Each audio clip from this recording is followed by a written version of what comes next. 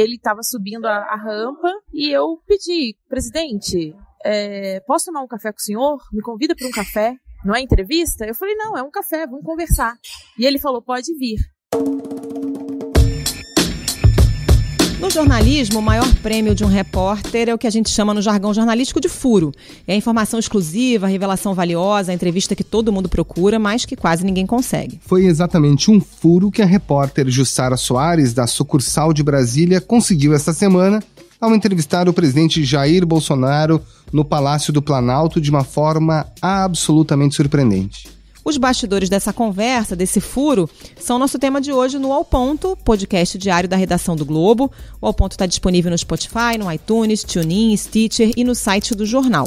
Eu sou Carolina Moran, estou aqui com Roberto Maltic e hoje a participação especial da Jussara Soares, que conta pra gente os detalhes dessa conversa exclusiva com o presidente. Jussara, você conseguiu esse furo, né? Uma entrevista com o presidente Jair Bolsonaro, assim, de uma forma meio inesperada. Conta pra gente como é que foi. Eu cubro o Palácio do Planalto, sou setorista do governo do presidente Jair Bolsonaro e eu passo meus dias no Palácio, né? E ontem era mais um dia de mais um evento. E aí como tinha outros repórteres do Globo se posicionando para cobrir o factual, a cerimônia que estava acontecendo, eu resolvi ficar um pouco mais solta e tentar outras coisas. E nessas atividades a gente tenta falar com algum ministro, abordar alguma fonte. Eu falei, agora me resta esperar o presidente. E me posicionei ao lado da rampa que liga o Salão Nobre, que fica no 2º andar do Palácio do Planalto, ao gabinete, que fica no 3º andar. Me posicionei ali. Neste momento, eu vi o presidente estava dando uma entrevista coletiva para os jornalistas e eu resolvi esperá-lo a terminar a coletiva e abordá-lo quando ele estivesse subindo a rampa. Ele já estava subindo a rampa e eu estava posicionado embaixo, né, ao lado da rampa, mas embaixo. E quando ele foi subindo a rampa, eu falei, presidente, posso tomar um café com o senhor? O senhor me convida? E ele olha bem para mim, porque acho que eu acompanho o presidente desde a época da campanha, e ele fala, mas é um café mesmo? Eu falei, é um café. Ele, não é entrevista? Eu falei, é um café, a gente conversa. E nisso ele falou, pode vir. Quando ele falou pode vir, foi uma decisão súbita, né? Assim, foi bem um rompante. Ok. Como ele tem demonstrado ali nas suas declarações e até em algumas atitudes suas. Falar que se passa fome no Brasil é uma grande mentira. Passa-se mal. Não come bem, aí eu concordo. Agora, passar fome não. Então, quando ele me autoriza a subir, ele não comunicou ninguém, nenhum assessor, não consultou ninguém, apenas os seguranças, né, que ao lado dele observaram o que ele tinha falado. Tanto que quando eu tentei subir, veio uma assessora de imprensa tentando me impedir de subir a rampa. E aí eu pedi ajuda para os seguranças para acionarem o presidente me liberou, ele não pode vir. E aí eu subi a rampa para ir até o gabinete. Nesse trajeto entre a rampa e a sala do presidente, onde eu fui recebida, os seguranças já vieram me abordando, falando que eu não poderia entrar com celulares. E na sala, o clima era muito leve, o presidente estava disposto a falar. Fala um pouquinho como é que foi a sua surpresa. É isso, a nossa vida de repórter, a gente pede coisas todos os dias, para fontes, pedidos de entrevistas, cafés, e a gente leva muitos nãos. Especialmente do presidente, né, Jussara? Não é fácil não conseguir entrevista com ele, foi uma surpresa, né? Não, foi surpresa, até porque o presidente tem sido, né, a relação com a comunicação não é tão ampla, não é tão simples, é um governo que ainda está muito fechado. Mas aos poucos a gente vai criando brechas, encontrando caminhos para poder fazer o nosso trabalho. E eu resolvi tentar com o presidente. Ele podia ter me falado não, e tudo bem, minha vida é seguir, mas ele falou sim e deu uma boa história. Eu só tive tempo de pegar um bloco de anotações da minha bolsa para entrar. E quando eu entrei, fiquei lá, a princípio era um café, eu tinha que ainda conquistar a entrevista. Ele tinha aceitado o meu café e ali eu ia tentar, na conversa, arrancar as coisas.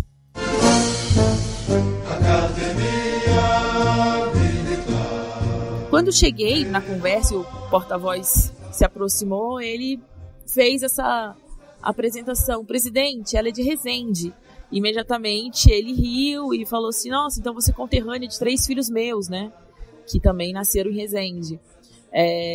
O próprio filho dele, o quarto filho dele, Jair Renan, morou em Resende. O presidente também morou lá, enfim, porque ele frequentou a AMAN, né, a Academia Militar das Agulhas Negras, e aí ele queria saber se eu era filha de militar, o que não é o caso, e perguntou onde eu tinha nascido, onde tinha estudado, e um fato curioso é que ao saber que eu também era de Itatiaia, ele fez uma pergunta específica de uma família que ele conhecia lá há muitos anos. Eu, obviamente, não conhecia a família, mas isso ajudou ele me posicionar ali, eu acho que no começo dessa entrevista. E antes do programa você estava me contando a respeito de uma farmácia, de um amigo seu, também participou da conversa. Exatamente, tem uma história curiosa. Ainda dentro desse tema, Resende, Itatiaia, durante a campanha, e como eu ficava observando todos os passos dele, faço isso até hoje, acompanhando Twitter, Instagram, Facebook. Durante a campanha, ele ia em um evento na AMAN, mas ele entrou em Itatiaia e fez umas fotos. E ele foi na farmácia de um amigo, e chega um assessor e fala, olha, eu preciso comprar um gel pro cabelo, a informação que eu tinha era essa. E aí o cara pegou e falou assim, tem esse aqui. Aí o assessor fala pra ele, olha, vou ver se meu chefe vai gostar. Bolsonaro, em plena campanha, desce do carro e vai lá escolher o produto pro cabelo dele, que é muito liso, bagunçado, enfim, né? Não é que o cabelo é bagunçado, bagunça por muito ser muito liso. E aí ontem aproveitei para checar se essa história era verdade mesmo, né? A gente aproveita essas oportunidades. Eu perguntei, presidente, você parou em Itatiaia para comprar esse gel? E aí ele faz uma revelação. Não uso gel, eu uso laque para segurar o cabelo. E ele ainda te emprestou uma caneta, Jussara. A bolsa você ficou sem caneta, usou do presidente. Isso, exatamente. E nós começamos a conversar. Como em princípio era uma conversa, a gente estava adiantando, ele começou a falar várias coisas. E eu, como repórter, preciso até ganhar a confiança dele, vou anotando tudo mentalmente. E eu vi, tá ficando difícil. Aí o paletó dele tava meio entreaberto. E eu vi a caneta Bic. O Brasil tá cheio de decretos. Uma caneta Bic resolve esse problema. E eu falei, é a minha oportunidade. Eu falei, presidente, posso anotar? E aí ele pegou a caneta e me emprestou. Eu falei, me empresta sua caneta. E aí ele me deu a caneta. Mas foi uma coisa interessante, que ele pegou a caneta e tirou a tampa. Tipo, né? Pra eu nem pensar em ficar com a caneta dele. Agora, essa conversa com o presidente ocorreu dias depois de algumas falas muito duras e bastante polêmicas do presidente. Um dia, se o presidente da OAB quiser saber como é que o pai dele desapareceu no preso militar, eu conto para ele. Ele não vai querer ouvir a verdade. Entendeu que ele também, de alguma forma, quis criar algum tipo de canal depois de declarações muito pesadas? Olha, a declaração dele, né, em relação, que até abre a matéria, que ele não tem uma estratégia, que ele é daquele jeito mesmo, que ele age na espontaneidade. Não estava negociando uma entrevista. Foi de fato uma tentativa, arrisquei e consegui, assim. Então, para mim não ficou claro. E a gente conversou com o editor executivo do Globo, Pedro Dias Leite, sobre essa afirmação do presidente de que não é uma estratégia. Até que ponto isso é verdade? Esse estilo espontâneo do presidente, para dizer o mínimo, é a estratégia eleitoral dele desde sempre. Se a gente for ver desde a campanha ou logo depois que ele foi eleito, teve vários momentos ali em que ele se mostrou como esse homem que fala o que pensa, que é popular, que não contém ali os próprios arroubos. E, lamentavelmente, em grande parte que a imprensa escreve não é aquilo. Então, quando a imprensa não interessa, Alemã, tá? E deixa eu terminar o raciocínio, por favor. Que foi o que ajudou, pelo menos em parte, a impulsioná-lo. Quem que não lembra do pão com leite condensado direto em cima da mesa, ou uma das milhares de frases dele que causaram choque no momento que foram proferidas. O Pedro Dias Leite também falou sobre essa questão da liturgia do cargo, relembrando que outros presidentes também já cometeram gafes, mas estabelecendo a diferença entre o presidente Jair Bolsonaro e o estilo dos seus antecessores. O que é a liturgia do cargo, né? É quando a pessoa assume aquela cadeira e se porta de acordo com a importância daquele posto. O presidente da República é o cargo mais alto do país, você espera que ele cumpra as regras, que ele seja educado e que respeite todos os brasileiros para quem ele governa. A questão do Bolsonaro, e isso ele representa uma ruptura em relação a todos os antecessores dele, é justamente essa falta completa de liturgia do cargo. Se você pegar os antecessores, todos eles cometeram deslizes. O Fernando Collor falou de que tinha aquilo roxo, o Fernando Henrique foi defender mais de 20 anos atrás a reforma da Previdência e disse que quem se aposentava com menos de 50 anos era vagabundo. Para que realmente aqueles que se locupletam da Previdência não se locupletem mais, não se aposentem com menos de 50 anos, não sejam vagabundos num país de pobres e miseráveis.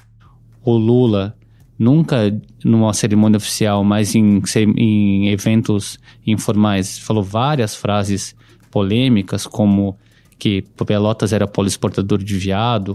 Pelotas é cidade polo, né? Claro. Exportadora de viado. Ou mais recentemente, depois de deixar a presidência, conclamou as mulheres do PT, desculpa o termo, de grelo duro, a combaterem ao lado dele. Mas quando eles estavam em discursos, em cerimônias oficiais, enfim, imbuídos ali do cargo de presidente, eles sempre tentaram manter o discurso dentro dos parâmetros que a gente sempre considerou aceitáveis. O Bolsonaro, a novidade é que ele cotidianamente rompe completamente esses parâmetros. Jussara, você cobre o presidente até na época da campanha enquanto candidato. O quanto essa proximidade com o staff, com o próprio presidente, ajudou você nessa empreitada? Olha, eu comecei a cobrir a campanha, acredito em junho, ainda era pré-campanha do ano passado, né? E aí eu comecei, era uma campanha, era um grupo que não era um grupo grande, e aí eu comecei a tentar me aproximar das fontes, né? Me apresentar, eu falei, olha, eu sou repórter, vou cobrir a campanha, preciso me apresentar. Mas ao longo da campanha eu não tinha essa proximidade com o próprio presidente, por exemplo, não era uma relação fácil. Quando o presidente teve alta e foi para o condomínio da Barra da Tijuca, né, na casa dele, na Barra da Tijuca, muitas vezes eu cheguei a ser barrada em entrevista coletiva, então é um processo mesmo, é um processo. Quando o presidente Bolsonaro, né, se elege, toma posse, eu vim transferida, eu era da sucursal de São Paulo, no Globo, e vim transferida para Brasília. Ao chegar aqui, com a missão de cobrir o presidente. Então, todos os dias eu acordo e durmo pensando no que o presidente vai fazer.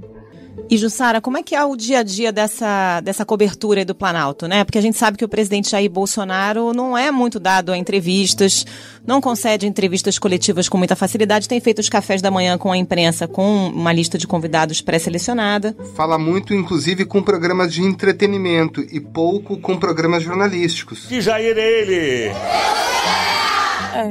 Fica muito evidente que não é um governo muito fácil de cobrir. Porque além da agenda, o presidente costuma fugir muito da agenda, até pela essa intempestividade dele, impulsividade. Ele determina, vou ao Ministério da Defesa. Ele, sem avisar ninguém, olha, mas o GSI, né, que faz a segurança do presidente, não verificou o local, né, que vai uma equipe na frente por questão de segurança, e ele toma iniciativas de imediato e faz isso. Então é muito difícil. Às vezes você tem agenda e ele foge da agenda. Então a gente tem que estar ligado o dia inteiro. E aí no final você devolveu a caneta para ele, Jussara?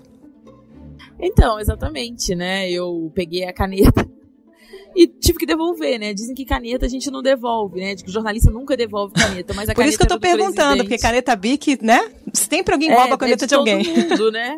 A gente nunca sabe, né? Como você ganhou, ou como pegou, como chegou às suas mãos e como perdeu. Mas essa eu fiz questão de devolver. E ele agradeceu e colocou de volta no bolso. Então tá bom, Jussara, obrigada. Muito obrigado, bom trabalho, Jussara. Tchau. Obrigada, tchau.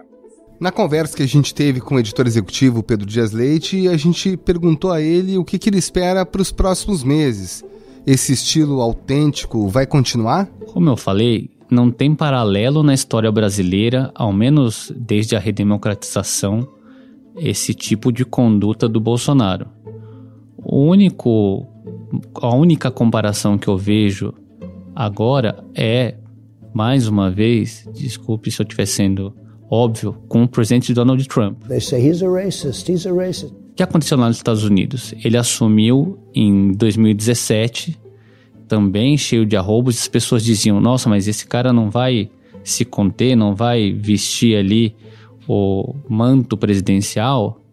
E o Trump, desde então, só fez acirrar cada vez mais as polêmicas e falar frases que causam cada vez mais perplexidade para os americanos e para os cidadãos do resto do mundo. Maltic, antes da gente encerrar, estreamos hoje o quadro Vamos ao Ponto. Hoje conversamos com José Augusto Vagos, Procurador Regional da República e um dos responsáveis pela prisão do Dario Messer, considerado o doleiro dos doleiros. Ele falou com a gente muito rapidamente, ainda estava durante a diligência. Perguntamos para ele primeiro quem é Dario Messer e qual a importância dessa prisão. Desde a década de 80, ele já pratica crimes de evasão de divisas, e lavagem de dinheiro através do dólar cabo. Ele tem um sistema muito sofisticado com 400 clientes que movimentou quase 2 bilhões de dólares em 6 anos. Essa dinâmica nos permite concluir que a prisão dele vai sim abrir um leque ainda maior de investigações decorrentes da Operação Câmbio-Desligo. A gente também perguntou para o Dr. José Augusto Vagos, que participou da prisão, por que, afinal de contas, Dario Messer conseguiu por tanto tempo fugir da polícia brasileira. O Dario Messer é foragido da justiça há anos. Operações passadas não conseguiram capturá-lo, diante do seu poder econômico e sua influência no submundo do crime. Mas hoje o Ministério Público Federal e a Polícia Federal, em cooperação com outros países, conseguiu prender o mais importante doleiro do Brasil, provando que se não há fronteira para criminosos, também não há para os investigadores. O chamado doleiro dos doleiros vai ter que prestar contas com a justiça, sim. E esse foi o Ao Ponto de hoje, a nossa conversa diária que conta com a participação de toda a equipe do jornal, as pessoas que levam até você informação e análise de qualidade todo dia na edição impressa e também no nosso site. Você entra em contato com a gente pelo e-mail podcast@oglobo.com.br. A captação do áudio e a edição ficaram por conta do João Guilherme Lacerda. E aliás, Carol, parabéns, hoje é dia do seu aniversário. Obrigada, 1º de agosto. Até mais, Maltic. Até mais, Carol. Tchau.